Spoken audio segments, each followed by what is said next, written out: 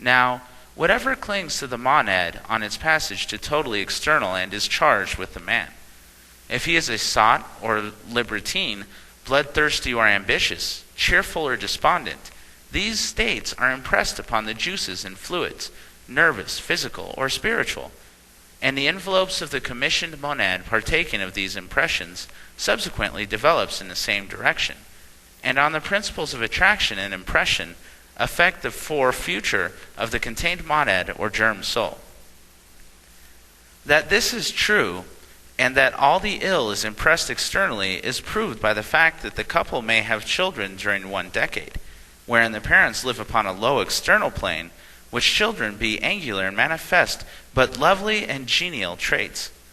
The same persons during the 2nd decade may reform and become deeply moved with religious sentiment, such as express itself in prayer meetings, singing, and violent faith practice.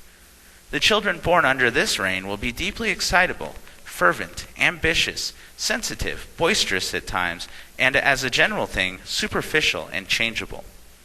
During the 3rd decade, when common sense, practicality, rationality, and just the noble views of life and its obligations shall have taken place of their previous state, when cleanliness, light, air, and sunshine, daily acted prayers instead of loudmouthed lip worship, constitute some of the elements of their religion, and then their bodies have become purified by proper living, eating, drinking, and labor, their children will be born of larger brains, better bodies, nobler appearances, and their career through life will correspond.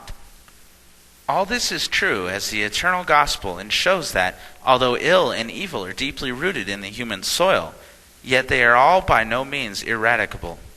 All men know that they often feel more love and friendship for strangers than they do their own blood brothers. And friendship, when real and not based upon physical properties or selfish motives, unquestionably survives the ordeal of the grave. Persons thus bound together will and do meet, whether of the same lineage or not. But it often happens that the best of earthly friends belong to and represent 2 distinct orders of the soul. And it may be that they pertain to orders so widely separated on the earth, as in the heavens they must lose each other, and strike hands and hearts over a gulf impassable by either. Do you not see hundreds of proofs of this all around you on earth? A tender, gentle, delicate girl often clings with all desperate energy of idolization to some rough, coarse, uncouth, unkept, and brutish fellow. The love of the poor heart will redeem the man from many a horror in the middle state, and ensure his speedier entrance into the lovely gardens of the soul world. The same principle is demonstrated even among the animals, between opposite species of whom the fondest attachments often exist, and is seen in the happiest families of menageries.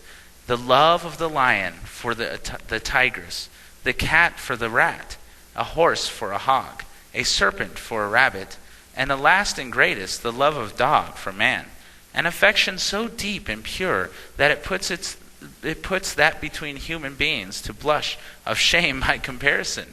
For the dog, generous, noble dog, everywhere sacrifices every other love and devotes his entire beings to the services of his human friend.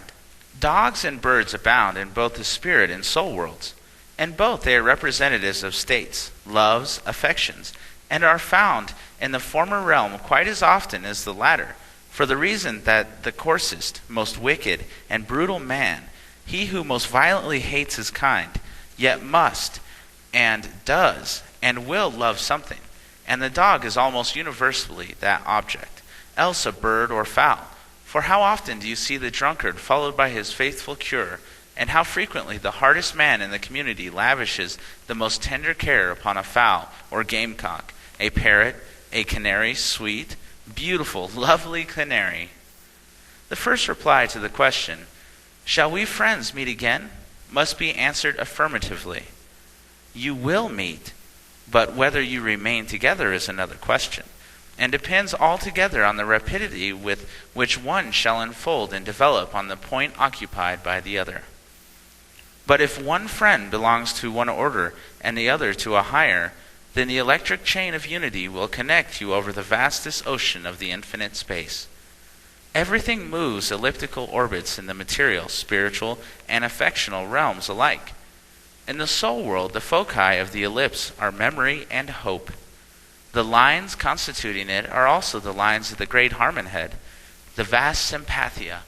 Every human being, good as well as evil, is located on its plane, and along its wires forever are flashing love and well-wishing, and every heart must have its pulses quickened by the warm magnetic outflow. The sun's heat falls at an angle which enables nova zimblas, or icebergs, to laugh at its efforts to melt them.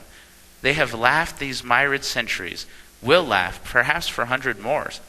Yet the sun is patient, it shines on, and with such a steady radiance and blandness that the frozen north begins to quake with apprehension lest its reign be forever closed. For somehow it begins to feel that the question of its regency is only one of time, and the heat is, after all, more powerful than cold, love than hatred, wherefore it must be one day yield, resolve its ices into the liquid flow, cause its frozen heat to ride upon the waves toward the streaming seas. Relieve the poles, let the earth swing round, and all surface earth smile with green gladness. So with the worlds beyond. The rays of goodness have long shown the evil ones of the middle state and have bounded off again.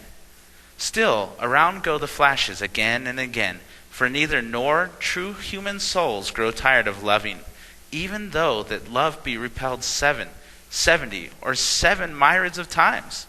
Around goes the flash, and at every circuit some good is done. Navigators tell you that every year the number and bulk of icebergs from the northern oceans increase in number in the southern seas.